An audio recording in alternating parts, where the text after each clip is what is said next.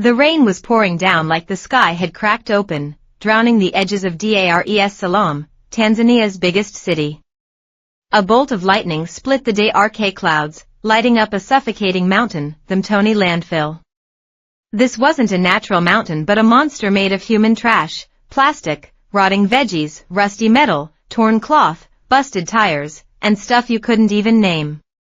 Piled up over 30 yards, it stood 100 meters tall like some rotting prehistoric beast, slumped in the shadow of the city. The air reeked of sour decay, sweet rot, and the toxic smoke of burning plastic. Even the raindrops felt dirty. Right there in this muddy hellhole the world forgot, a sleek black Bentley Bentayga SUV, looking like some mythical Wa or chariot, ROA read through the rain, kicking up waves of sludge before skidding to a stop at the edge of the Beige mountain. The doors swung open, and out jumped a tall, powerfully built man with skin like Dar sandalwood. Dressed in a perfectly tailored cream linen suit and a Maasai-inspired red and black beaded head wrap, he looked royal, rain dripping down his Shah RP face without touching his authority. This was Abdul Mwana, the richest man in East Africa, who ran a telecom empire and the biggest cocoa export network in the region. His private helicopter was supposed to whisk him off to his private island in Seychelles half an hour ago. But then, an anonymous text stabbed him like an ice pick, "Your blood is at Mtoni. Come now or lose it forever." He didn't ask questions. Something deep in his bones told him to shove the pilot aside and bark at his driver, Mtoni. Now, holding a big black umbrella, he trudged through the slippery Beige. Every step squelched under banana peels, broken glass, and tangled wires. Two bodyguards in bulletproof vests trailed him, rifles scanning the area. Deeper in the dump, shacks made of tin and plastic sheets dotted the trash like scabs on a beast, home to thousands of waste pickers. The downpour had driven them indoors, leaving only mud and the groaning trash. Suddenly, a tiny cry, "Rely louder than the rain," pierced the silence. Abdul froze, listening. The bodyguards snapped alert, guns up. Following the sound, they found a bundle of filthy rags wedged under a pile of waterlogged mattresses and burnt couches. A tiny, bony hand stuck out, covered in black ants. Abdul knelt, surprisingly gentle. He peeled back the wet cloth, revealing a baby's face, sunken cheeks, blue lips, eyes shut tight, breathing faint as a thread. But right in the center of the baby's forehead was a small, bright red, like a drop of dried blood. It glowed in the gloom. Abdul's heart clenched. He knew it too well. His late wife, from Tanzania's ancient Uzama tribe, had one just like it. It was their tribal Ma-RK, the ancestors' eye. Passed down through generations. His wife had it. His granddaughter, the one he'd never met, should have it too. Take her. Abdul's voice was rough but rock solid, like he was closing $1 billion deal. A bodyguard moved to grab the baby. But then Abdul did something that shocked them all. He stripped off his designer suit, wrapped the baby gently in its warm lining, and cradled her tight against his chest. His own body heat would warm this frozen little life. The guards scrambled to cover him as they pushed back to the Bentley. Tires screaming, the SUV sprayed black sludge like a flag of despair as it tore out of that hopeless swamp and vanished into the rainy night. Back at Cloudcrest Manor, his clifftop estate overlooking the Indian Ocean, everything felt world's APARTWARM lights, soft African drumming, and the calm of money. Doctors were waiting. The news was grim. The baby, under 3 months old, was starving, full of parasites. But thankfully no deadly diseases or birth defects. Abdul sat in his grandmother's red ebony chair, eyes locked on the crib. The doctor murmured, "She needs food, deworming, shots now." "But sir." You sure her background," Abdul cut him off. He read out the window. Past the glittering city lights, the Mtoni dump was still an ugly scar. He knew there were thousands like this baby, Nakati, he'd already named her, little star in Swahili, across the continent. Tanzania dumped over 50,000 kids every year or half died fast, from hunger, sickness, or wild dogs. In some tribes, babies born out of wedlock, or twins, or defective kids were seen as bad luck, tossed aside. Worse, desperate mothers in the slums sometimes had to choose between their child and survival. Abdul knew that pain. He'd been that skinny kid picking plastic bottles in Nairobi's Kibra slum. A British missionary's kindness gave him books, a chance, this life.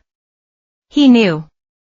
The distance between the trash heap and the mountaintop could be bridged by one RM hand, whoever she is. Abdul's voice was calm but iron-strong. She needs food. Medicine. Safety. Cloudcrest gives her that. He paused. Run a DNA test. I want answers in 48 hours. Just then, the encrypted satellite phone rang. His London lawyer sounded tense. Abdul, emergency. Your late daughter-in-law's sister just contacted me. She admits the baby is her sister's child, born while she was running after your son's murder. SCA read for the family's name and safety. She dumped the baby at Tony. Now, she'll return the child. For a price. Compensation, she calls it. Abdul scoffed. Classic. In Africa's patriarchal society, a woman's purity and family honor trumped everything. A child born in shame became a pawn, or a target. This compensation was just blackmail. He remembered his wife's dying words, squeezing his hand. Abdul, our roots run deep. But the most precious thing isn't wealth, it's the RMTH of Shah red blood. Don't let any child of ours cry in the DRK. The lawyer waited for instructions. Abdul looked at Nakati. In the crib, her cheeks were pinker now, fed by 4 fluids. That red dot shone bright under the lights. Tell the aunt. Abdul's voice turned cold as the mountain wind. Her compensation is ready. She can be the founding director of DAR's new children's hospital. Plus, a fund for abandoned girls. She can take the job, or leave it. As for the baby, his eyes burned. She belongs at Cloudcrest. My decision stands, DNA or not. He hung up and walked to the crib. Nakati whimpered softly in her sleep. Reaching out, he brushed her RM cheek with his rough thumb. A clumsy tenderness, something entirely new, flooded the billionaire's heart. 48 hours later, the DNA report landed on his desk. Alone in his study, Abdul tore open the envelope. 2 words leaped out: match, 99.8%. Relationship, grandfather-granddaughter. His knuckles whitened, gripping the paper. TRS scalded his eyes, not for his empire's heir, but for the raw grief and fury finally finding their target. Attached notes spilled the ugly truth. His only son's death 3 years ago, a mining accident in Congo, was actually a hit ordered by business rivals. His daughter-in-law, that brave British woman, had fled pregnant back to Africa. After giving birth alone, sick and terrified, she'd left the newborn with a waste picker, praying someone kind would find her and take her home to the Bandas. The mother died days later, bleeding and infected, in some slum shack. Abdul stood at the floor-to-ceiling window, sea wind whipping his clothes. He grabbed another satellite phone, the one with a special number. It rang straight to his private security chief, a Harvard-trained vet leading ex-special forces NEAR the Congo border. Leap ARD, Abdul's voice was thunder, forged in ice and fire. Execute Operation Leap A road mission, uncover the full truth behind the Congo incident. Find who gave the order. And Abdul, I want them alive. I want them to confess who tried to bury my blood in the trash. He hung up. Outside, the storm was long gone. Moonlight cut through the clouds, silvering the crib. Nakati sucked her fist in her sleep. The red on her forehead, bathed in moonlight, looked like a drop of RM blood. Finally, safely home. Morning sunlight cut through Cloudcrest Manor's floor-to-ceiling windows, throwing RM patches on the polished teak floors. In the kitchen, Abdul Mbwana, the world's richest man, frowned at a baby bottle. His fingers fumbled with the formula SCP. A tremor in his hand sent powder snowing across the countertop. He muttered under his breath, wiping the mess with a linen cloth worth more than most CARS. Every movement held a CA refill tenderness. "Let me handle this, Joseph," his white-haired butler, Ape, read at the doorway. He'd served Abdul for 40 years, from Nairobi slums to this mountain peak. Never had he seen the man who commanded empires look so lost. "You run corporations with a word. Formula isn't." No, Abdul didn't look up, voice gritty. He kept his eyes locked on the bottle's measurement lines. "My son never got to Leah RN this. Too young. Neither of us was ready." He finally shook the mixture, tested the WA RMTH on his wrist, and CA right at Tower RD the living room bassinet.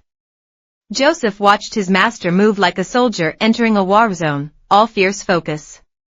The sight brought a lump to his throat. He slipped away to prep a re-breakfast. Then the Allah RMS screamed. The shriek tore through the quiet. Joseph lunged for the security room. Abdul snatched the bottle aside, SCPED up the stirring Nakati with reflexes. That belonged to a commando, not a C, and bolted Tower RD the panic room behind the study. On the monitors, 3 battered pickup trucks ROA read up the mountain's only access road, dust clouds boiling behind them. Sunlight glinted off AK-47 BA rails mounted on the roofs. Joseph's fingers flew over the console. The estate's defenses snapped to life, an electric fence hummed into place, invisible laser grids crisscrossed the GA of dens. Abdul laid Nakati on the panic room's soft mat. Her lip trembled at the noise.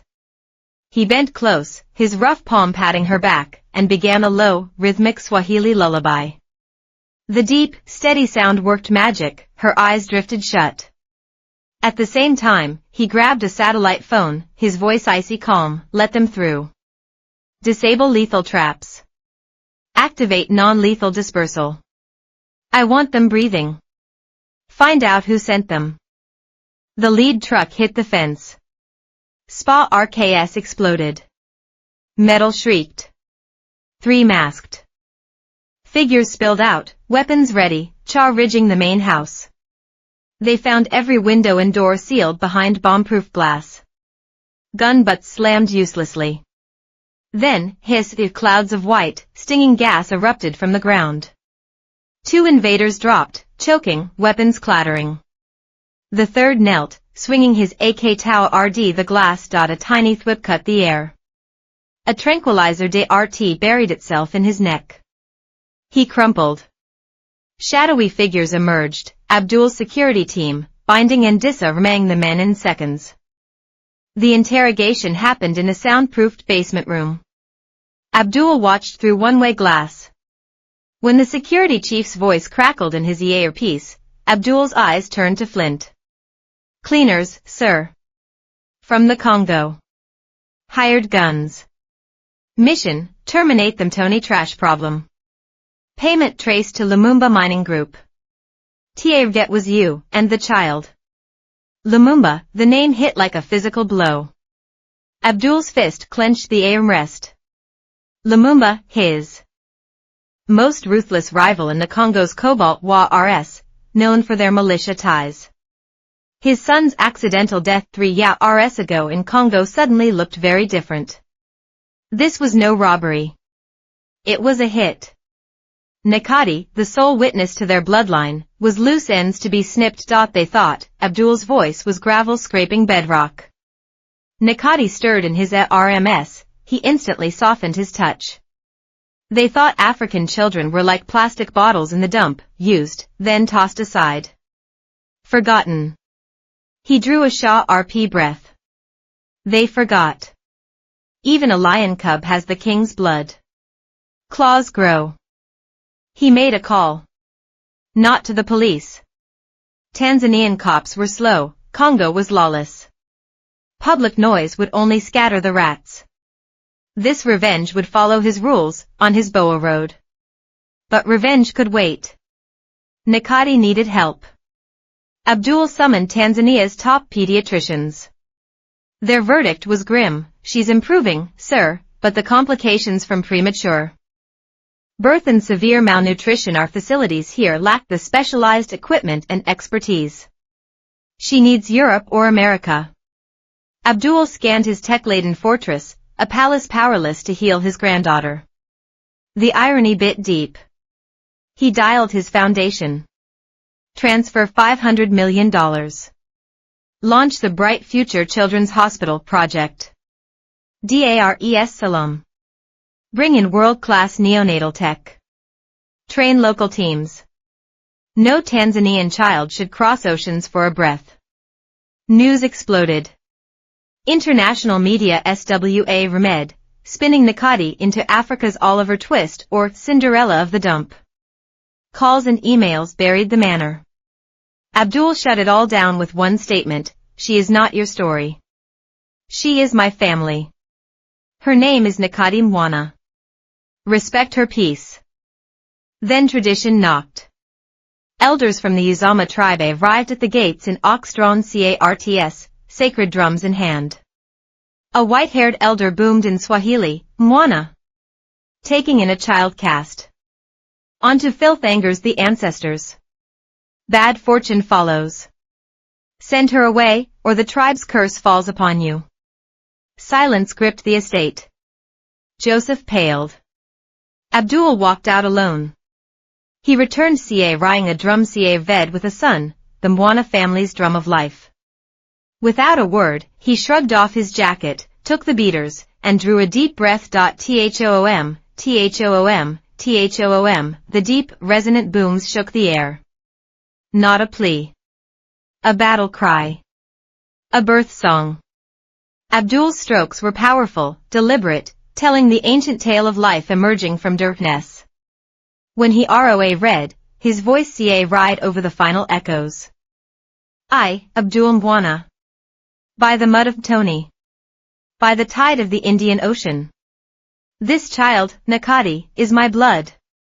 My daughter's daughter. Born in pain, she lights the path for-way RD. Her life is sheltered by every ancestor of the Mwana line.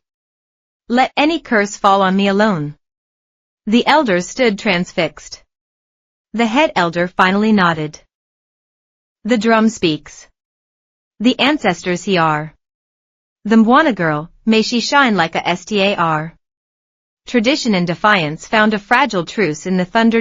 Deep that night, Abdul held the sleeping Nakati on the highest terrace. Far below, DARES Salam's slums glittered like scattered fireflies, fragile lights in the vast DRK. The city's glow and its hidden despair sat side by side. He looked down at the small face resting against his chest. See, little star, he whispered, his voice rough. People fight in the DRK. They cry. But remember, where someone reaches out, where someone lights a lamp, even the tiniest RK? That's where the light gets in. His encrypted wrist comms vibrated. A photo from his Congo informant flashed. A man with a gaudy gold watch grinned, clinking glasses with a SCAR-faced warlord in a military uniform. On the desk behind them, half hidden, a faded family photo. Abdul's son, smiling brightly, forever young. Abdul's gaze locked onto the grinning man's face. All RMTH vanished from his eyes, replaced by glacial fire. He pulled Nakati closer, ensuring she slept on. Then, soundless, his lips shaped three words that promised an ending: found you, Lumumba. Somewhere in the night, the Heartwarming of vengeance began to turn. The Sahel. Where the Sahara Desert bleeds south. No rain here, just wind. Hot, vicious wind, battering everything like sandpaper. Sky the color of dirty dishwater. EARTH cracked open, empty as a picked bone. Through the endless dunes crawled a modified Toyota Land Cruiser, a lone boat in the sand sea. Its rooftop satellite dish strained against the grit. Behind it, a straight line of dust marked its passage. Inside, Abdul Mwana had swapped his beaded head wrap for a simple blue kufia, covering most of his DRK face. Nakati, wrapped in thin cotton, slept against his chest, her cheeks flushed from the jolting ride. He ditched the safe helicopter route for this lawless ground. Why? Because going public meant Lumumba jets blocking the sky or gunmen waiting in ambush. Moving like a traitor's CA raven was the only way to slip into Congo's CRT.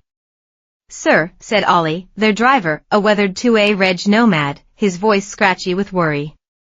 "Crossing into Mali/Niger border now. Every mile here, graves under the sand. Drug runners. WA lords. Poachers. Worse. The silent sandstorm can swallow us whole." He gripped the wheel tighter. "We're too visible." "Then it's time someone walked it," Abdul's voice cut through the engine's roar. He looked down at Nakati's sleeping face, his eyes softening for a heartbeat. "Her father's blood soaked this dirt. I need to walk his path. And this land needs to know, someone remembers." To blend in, they'd loaded camels with local cloth, medicine, and salt, posing as a small-time trading CA raven. At a dying oasis camp in Niger, Abdul saw climate change's cruel fist. Pasture dust. Faces of the herders hollow. A skeletal child burned with fever in his mother's arms, dying from thirst. The village chief knelt before Abdul, TRS cutting tracks in the dirt on his face. The dry season, 3 months longer. Wells dust. "Please, trader. Medicine? Anything?" Abdul didn't blink. He waved 4-way RD, his trader's assistant, actually a doctor. Every water-purifying tablet, rehydration salt pack, antibiotic pill from their CAVGO got left behind. As the child's breathing steadied, Abdul told Joseph, "Mark this spot. Next our Mwana Foundation drills 3 solar-powered deep wells here. Irrigation systems. Seeds too. Survival here was and water was the ultimate weapon." He ride vengeance in his HRT, but left seeds of hope in the sand. Deep into Congo's rainforest, the danger cranked up. Road. Air like wet wool. Plants thick as prison bars. Lumumba's hired guns and their militia buddies patrolled the main roads, checking every rig. Abdul's CA Raven stuck out like a neon sign when he activated the Rainforest Guardians, a shadow network of local environmentalists, villagers crushed by the mines, and a few decent officials. An encrypted message popped up, "Take the Serpent's Trail. Skip main road. Guide at Weeping Rock." A villager guide, a face SCA red, words SCARCE, led them onto a game trail strangled by vines. His machete hacked at the green wall. Every step screamed danger. Days later, they reached a forgotten village on the mining frontier. What Abdul saw punched him in the gut. Beyond the huts, a giant open pit SCA read the EARTH like an infected wound. But crawling in the muddy bottom, not mining machines, children. Kids. 7, 8 years old, maybe younger. BA refute. Rags. For clothes. Sifting copper or in toxic sludge. Fingernails black and split from the poison water. Skin raw with sores and bug bites. Gua RDS with whips and clubs walked the rim. The hunched village chief spat his rage. Lumumba's men. No mining? They cut our water. Cut our food. Poisoned our river. Only filth to drink. The children dig, or the family STAVs. This was the horror Abdul's son died trying to expose, a modern slave trade. Big mining giants used kids like cheap tools. Abdul swallowed his fury. He couldn't blow his cover. As the medicine trader, he set up a clinic in a shaky hut. Treated skin rot, worms, open wounds. Clean bandages, real medicine, things these people hadn't seen in years. All the while, his hidden camera gobbled proof, child labor. Poison rivers killing fish downstream. Illegal trees hacked down. Every frame cut him like a knife.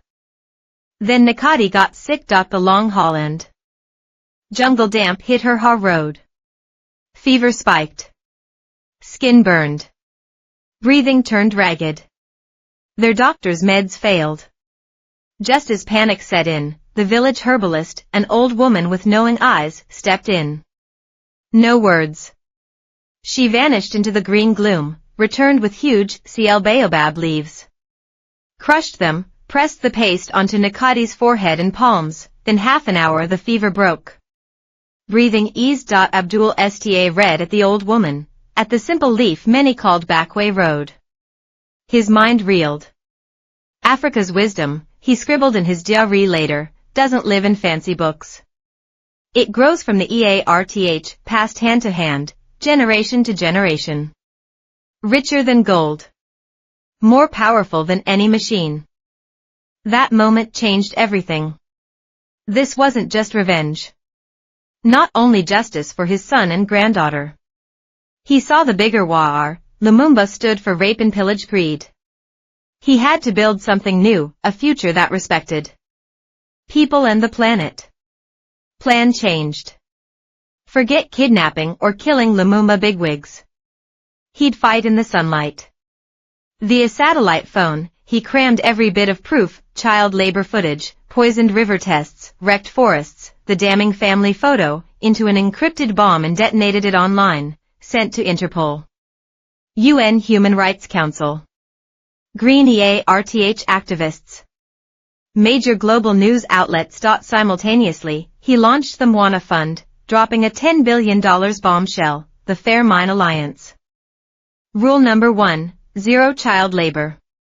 Kids back in school, funded by the Alliance. Rule number 2, world's toughest green rules. Wastewater plants.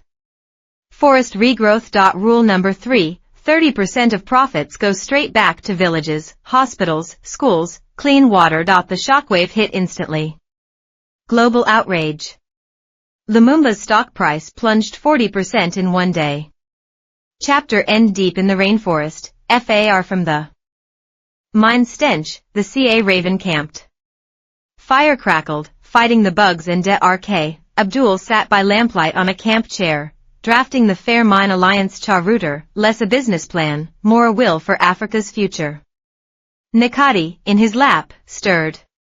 Her eyes blinked open, then it happened. Her tiny hand fumbled out, sea urching the air and found his finger. Wrapped her tiny fist around it. Tight. Sure. Like it was the only safe harbor in her world. Abdul froze. Looked down. Saw her eyes clear as a forest stream, holding his. Saw her fist clamped on his thumb.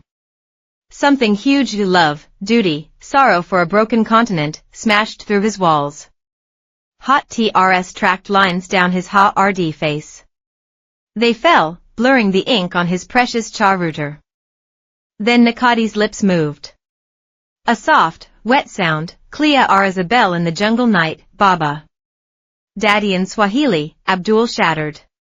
First time. He crushed her to his chest, ARMS. Locking like steel. Voice thick, ragged with a tenderness he never knew he had. I'm here, little Star, Baba's here. Baba will always be here. He kissed her forehead. The small red dot felt warm against his lips. Far away, the mine sea archlights slashed through the dark like greedy beasts' eyes. But right here, in the small, trembling tent, there was only the fire's warm glow. A faint bell, maybe a camel's from deserts away. A child's fist curled tight around an old man's finger. And one word, Baba, ringing through the trees, brighter than any revenge. Johannesburg. African Union Court of Human Rights. Under the Soa Ring dome, silence hung thick. Abdul Mwana walked to the plaintiff's table, Nakati in his RMS. She wore a tiny Swahili dress dotted with colorful beads. Her curious eyes swept the echoing hall, tiny fingers gripping her grandfather's collar. Across the room, in the defendant's chair, sat the Sea of Lumumba Mining, the man with the gaudy gold watch from that damning photo. A smirk played on his lips, cold and smug, like he was watching a bad joke. Your Honor. Lumumba's lead lawyer, a Shah RP-suited white man, boomed, voice dripping with scorn. This is a circus. A publicity stunt. An East African billionaire finds his long-lost granddaughter in a garbage dump? He snorted. Sounds like cheap fiction. He's using a baby to manipulate the court. To monopolize Congo's minds. We demand dismissal and charges for slander. The gallery erupted. Camera flashes exploded. The judge, a stern South African woman, slammed her gavel. Order. Plaintiff, present your evidence. Abdul didn't glance at the lawyer. He just brushed Nakadi's cheek with his thumb. Calm. Then he looked up. His aide tapped a Kiboe road. The massive screen behind them lit up. Frame 1, drone footage. Bird's eye view of the mining pit. Tiny figures crawled in mud below. Kids. Faces blank with exhaustion. Zoom in, a boy's hand, fingernails gone, raw flesh exposed. Frame 2, lab reports stamped international authority. Lumumba's wastewater, lead. Cadmium. Mercury. 200x above legal limits. Villages downstream drinking poison. Frame 3, the DNA match. Clea Ara's glass, Abdul Mwana, grandfather. Nakadi Mwana, granddaughter, and the faded family photo, his son. Her father. Final blow, audio crackled, then Clea read. A rough, unmistakable voice, a Congo warlord, confirmed, payment received. The little problem at Mtoni dump? Gone. That loudmouth journalist in London? Gone. The boss, gold watch man, said, root and stem. No loose ends. Silence. Absolute. Frozen. Cameras stopped clicking. Breaths held. The Lumumba CS smirk shattered. Color drained from his face. He shot a desperate look at his lawyer, pale as a ghost. The judge's voice weighed a ton. Defense. Your response? The lawyer stammered. I illegally obtained. Fabricated. Weak. Useless. The gavel rose. Court adjourned for deliberation. 1 hour later. Verdict. The judge's words echoed. This court finds Lumumba Mining Group and its executives guilty. Systematic child labor. Environmental devastation. Conspiracy to murder a business rival. Abandonment of a child to conceal crimes. Evidence irrefutable. The hammer fell. Lumumba's Congo mines, shut down. Mining license across Africa, revoked permanently. Payment to Mwana's Fair Mine Alliance, $1.2 billion for cleanup and victims. C and Company, handed over to Congo for trial. Gavel cracked. Final, the C slumped in his chair like a broken puppet. Security hauled him up. As they dragged him past the plaintiff's table, his eyes locked with Nakadi's. She giggled. Innocent. Bright. Reached a tiny hand his way, waving. That laugh hit him like lightning. His own daughter, safe in Swiss boa riding school, should laugh like that. Terror and regret swallowed him whole. A strangled sound tore from his throat. His head dropped. Outside court, cameras SWA remed. Flashes blinded. Abdul held Nakadi tight, pushing through.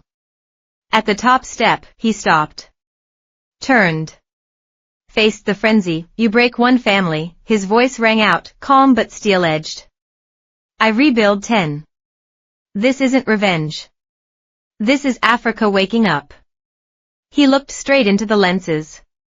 He are this, the children of this land? Not tools for your profit.